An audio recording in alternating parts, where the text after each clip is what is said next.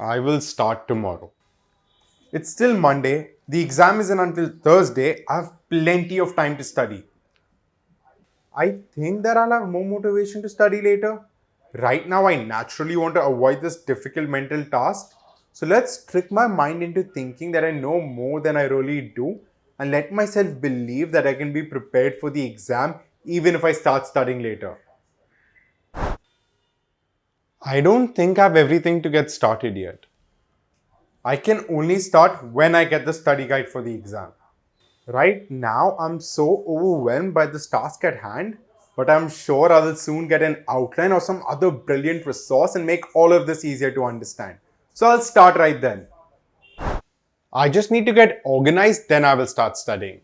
I have to do laundry and fold it and clean my desk anyway.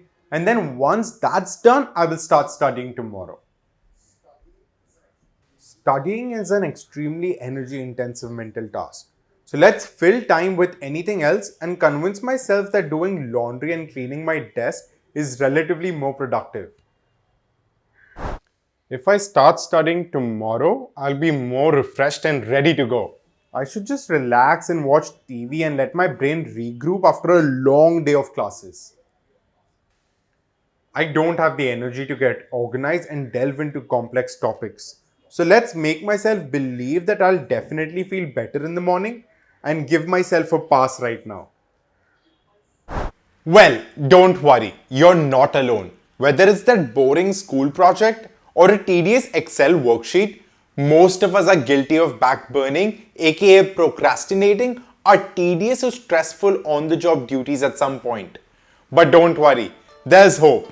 Hit that subscribe button, press the bell icon, and today we will share a few tried and tested solutions to help when your motivation is playing a mean game of hide and seek.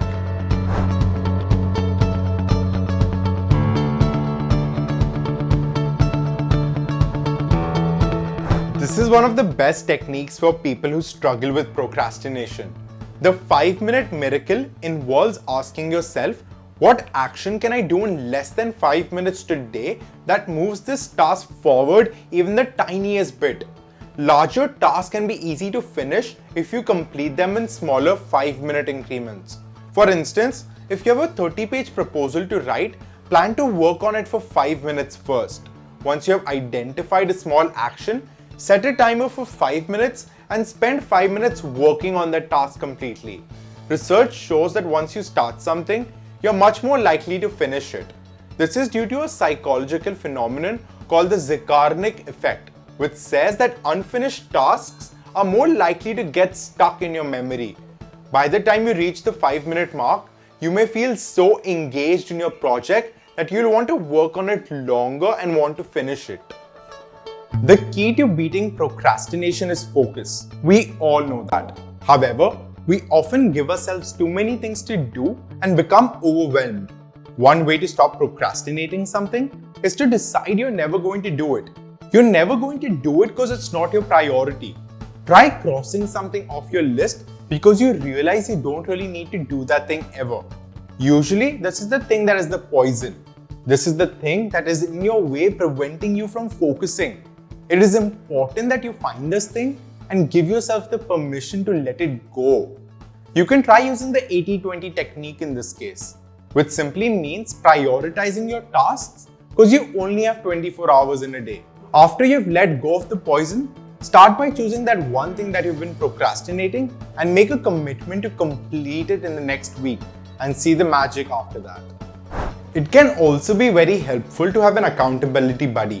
One fun way to take this a step further is to set a bet with your buddy. Decide on a penalty which could entail you treating them to a coffee, a meal, watching the lame movie you've put off for so long, or paying them $10 or 100 rupees should you not have finished your set task by the deadline you set for yourself. All your accountability friend has to do is to check in on your progress by that deadline. If you haven't managed to complete the task, your buddy can redeem the penalty. Our mind tends to work better when we have deadlines that are monitored, when there is a sense of urgency. Hence, this will motivate you to finish the task before the deadline. What can I treat myself to once I've finished the task? An ice cream. a Netflix episode, 10 minutes of YouTube.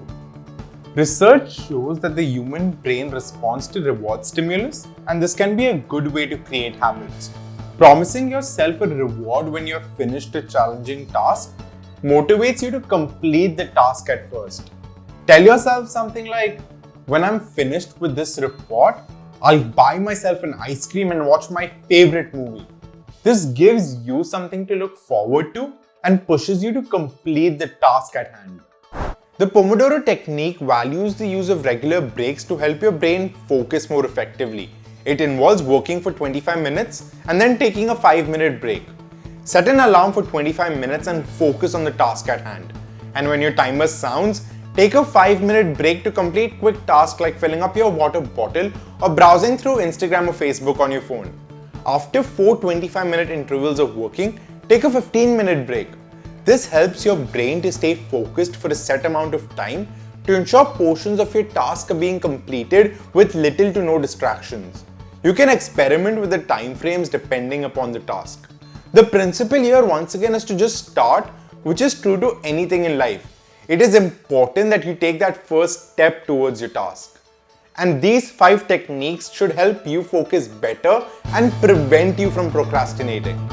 Don't forget to hit that like button, subscribe if you haven't already, and press the bell icon. Thank you for watching today, and until next time, goodbye.